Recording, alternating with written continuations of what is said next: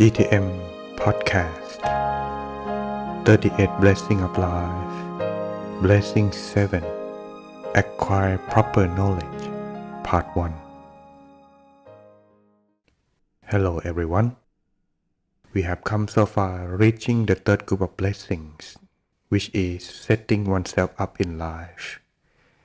The third group of blessing of life is often referred to as making yourself useful. This doesn't just refer to making oneself a citizen who can contribute something positive to society. It means being able to be of independent means, to earn one's own living without having to rely on outsiders for help. The principle of being a refuge to yourself is one very important to Buddhism, not just a virtue to oneself in spiritual ways, but in worldly ways as well. Not burdening oneself on society is seen not only as the basis of self-confidence, but also as a positive virtue to be encouraged. Earning one's living requires both knowledge and skills, which can be found and mentioned in Blessing 7 and Blessing 8 respectively. But as usual, to earn one's living in an unscrupulous way, to the detriment of others is not acceptable. Sociable application of our knowledge and skill is taught in action and word respectively in Blessing 9 and 10, respectively, to make sure that we don't make ourselves self-sufficient at society's expense. This foundation of lack of worry concerning one's daily bread will serve as a foundation for a harmonious family life and public works to be found in subsequent groups of blessings. All of the previous 6 blessings we have been go over have concerned the adjustment of our quality of mind. The first few blessings have concerned protecting our mind from damage and finding the most basic virtue of discretion with which to instill the mind. In the 6th blessing, we already set our sights on aim in life we require. Now, the third grouping, we start to walk toward that goal. In fact, the subject matter of 7 blessings also concerns our mind, but it deals with the way we can find knowledge to instill in the mind. Knowledge has many implications both for our own life and for the quality of life in society. Without worldly knowledge, we could not set ourselves up in life by earning our own living. Without spiritual knowledge, we would leave the thirst of unanswered spiritual questions in life unquenched. For society, knowledgeable people contribute to the quality and standard of living in general. If students are demotivated or inefficient in their effort to study, the repercussions can bring damage to the whole educational sector and the youth in particular. Incidents of gang fighting between schools, student drug addiction, hanging out on the street in search of trouble are all the signs of social problems originating in an incapacity to study properly. Even the depreciation of the credibility of the teaching profession has something to do with an inability to inspire children to enjoy learning. The problem is not entirely to be blamed on schools, however. As we have seen in preceding blessings, a negative parental role model or a bad home environment can damage a child's character so severely, even before starting school, to an extent that the best of teachers can do nothing to rectify the situation. Problems and risks facing students in general. The ideal student is someone who never tires of learning new things either about worldly or spiritual matters. It is not enough just to be curious to learn in depth. A student needs to have a real respect for the knowledge they are learning. The reality of student life is that there are many things to interfere with the student's enthusiasm to learn.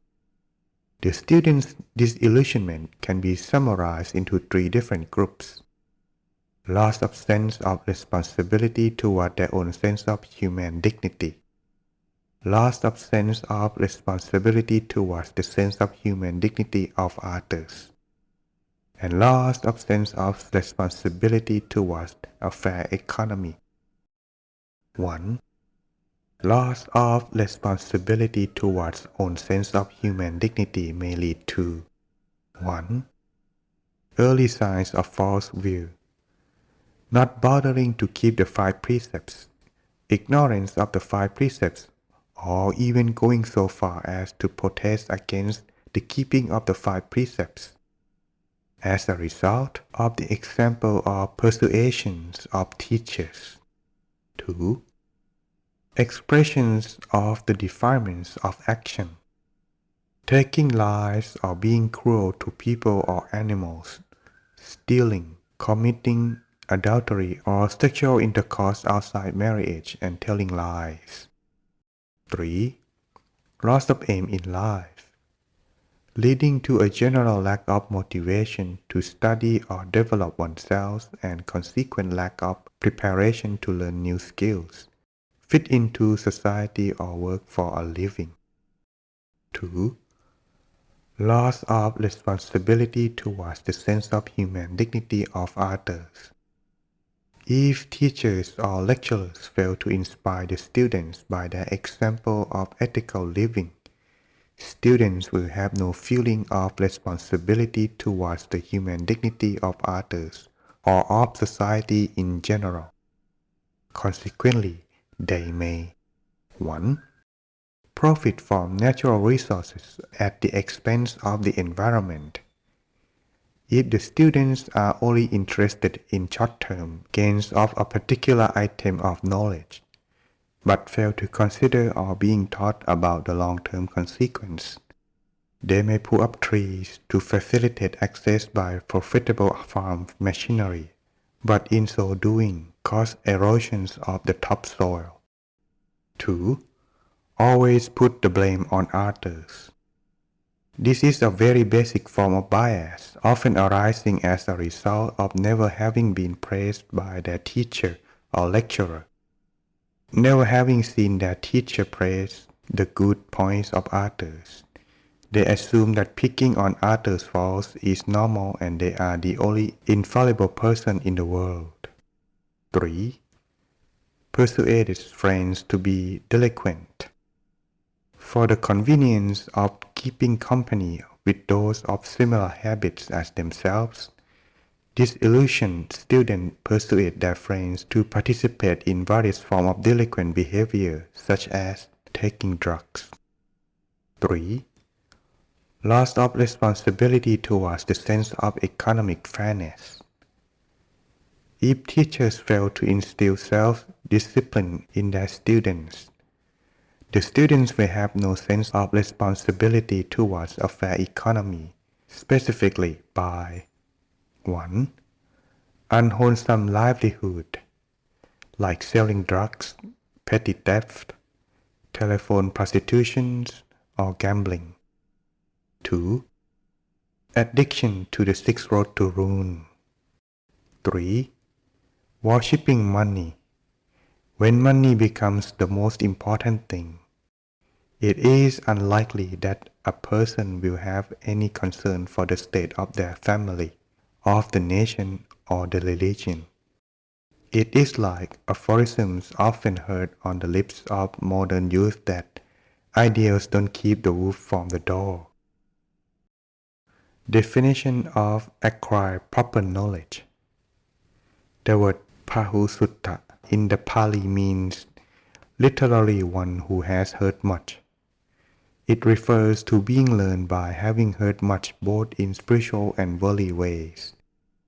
A pahusutta is someone who is acquire proper knowledge or artful in knowledge, choosing to study only the things appropriate for study, being a person learned in those subjects and observant. Personal qualities that lie at the tailhead of the path to wisdom. Such knowledge allows one to be independent in earning one's living and will be the key which unlocks the door to worldly success. And so, everyone, these are the introduction detailing what does it mean to acquire the proper knowledge in life. And in the next episode, we will continue about the nature of the knowledge that we need to learn. So stay tuned. See you again next time. If you like the program, don't forget to subscribe, like and share to help support us to continue our program.